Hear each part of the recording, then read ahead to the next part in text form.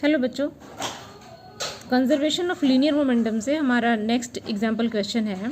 Example 21, a car of mass 1000 kg travelling at a speed 32 metre पर second dashes into the rear of a truck mass 8000 kg moving in the same direction with a velocity of 4 meter per second. After collision, the car bounces with a velocity of 8 meter per second. What is the velocity of truck after the impact? इस question में एक car है और एक truck है। Car जो है वो 1000 kg का दिया हुआ है और ट्रक का मास दिया हुआ है 8000 kg। कार की जो स्पीड है वो दी हुई है 32 मीटर पर सेकेंड की स्पीड से वो चल रहा है कार, और जिस डायरेक्शन में जा रहा है उसी डायरेक्शन में ट्रक भी है। पर ये जो कार है ये ट्रक के पीछे है और ये कार को ट्रक को हिट करती है पीछे से, और हिट करने के बाद क्या होता है कि कार जो है वो बाउंस बैक होता है। मीन्स कि वो पीछे की तरफ आ जाता है, थोड़ा पीछे की तरफ उसमें मूवमेंट एक आ जाता है, और पीछे की तरफ जो मूवमेंट आता है वो है after collision the car bounces with velocity of 8 metre पर सेकेंड। कार की जो ऑपोजिट डायरेक्शन में जब वो हिट करने के बाद वापस हिट करने के बाद जो वो बाउंस होता है पीछे की तरफ, तो 8 मीटर पर सेकेंड की स्पीड से वो पीछे की तरफ आता है।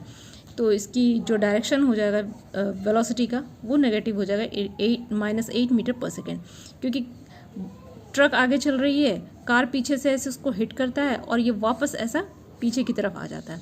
तो what is the velocity of truck after impact?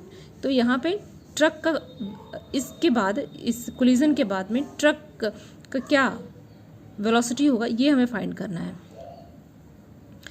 I think आपको क्वेश्चन समझ में आ गया होगा। और मतलब कुल मिला के है कि एक ट्रक है, उसको पीछे से कार हिट करती है, तो हिट करने के बाद जो ट्रक है उसकी आफ्टर कोलिजन क्या स्पीड है ये फाइंड करना है। और इसमें जो डेटा दिया हुआ है वो दोनों कार का और ट्रक का दोनों का मास दिया हुआ है, और जो वेलोसिटी है वो कार का दिया हुआ है और ट्रक का भी दिया हुआ है बिफोर कोलिजन, और आफ्टर कोलिजन कार का दिया हुआ है लेकिन ट्रक का नहीं दिया हुआ है। तो एक डेटा इसमें मिसिंग है जो कि हम आराम से फाइंड कर सकते हैं। तो यहाँ पे लिखेंगे for the car m1 = 1000 kg, u1 means car की जो वेलोसिटी है 32 मीटर पर सेकेंड, v1 = -8 मीटर पर second. For truck m2 8000 kg, u 4 metre पर सेकेंड एंड v2 पता नहीं है, ये फाइंड करना है। तो यहाँ पे आप देख सकते हैं कि दोनों डेटा इसमें हैं हमारे पास में, तो हम आराम से इसे फॉर्मूला पे डाल सकते हैं। तो by conservation of linear momentum, आपको पता है कि कंजर्वेशन ऑफ लीनियर मोमेंटम जो है वो बिफोर कोलिजन आफ्टर कोलिजन इसकी जो मोमेंटम है वो इक्वल होगा। तो mass into velocity of first body mass into velocity of second body equals to mass into velocity of first body plus mass into velocity of second body. तो ये आप conservation of linear momentum ये पढ़ चुके हैं, और इसी को अप्लाई करके ये प्रॉब्लम को, इस तरह के प्रॉब्लम को हम सॉल्व कर सकते हैं।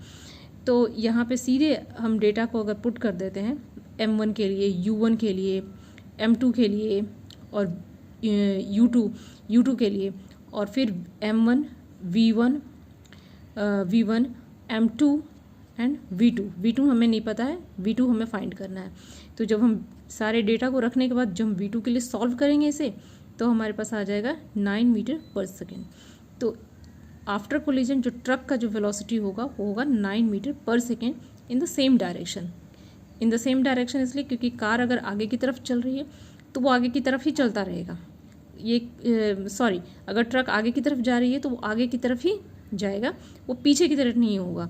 लेकिन कार के केस में क्या हुआ, पीछे से हिट किया ट्रक को और वो बाउंस बैक हुआ, वो उसका डायरेक्शन चेंज हो गया थोड़े टाइम के लिए, लेकिन उसका डायरेक्शन चेंज हो जाता है, वो अपोजिट डायरेक्शन में -8 मीटर पर सेकेंड। यहाँ पे 8 मीटर पर सेकेंड हुआ लिखा है, लेकिन यहाँ पे लिखा है द कार बाउंसेस का मतलब ये है कि उसका जो डायरेक्शन है वो बिल्कुल ऑपोजिट डायरेक्शन में वो मूव करने लगा। तो जो ट्रक है ये वेलोसिटी हमें फाइंड करना था, और इस फार्मूला से इसका ये वेलोसिटी हमने फाइंड कर लिया। 9 मीटर पर सेकेंड की स्पीड से ट्रक जो है वो आगे की तरफ जाएगा इन द सेम डायरेक्शन।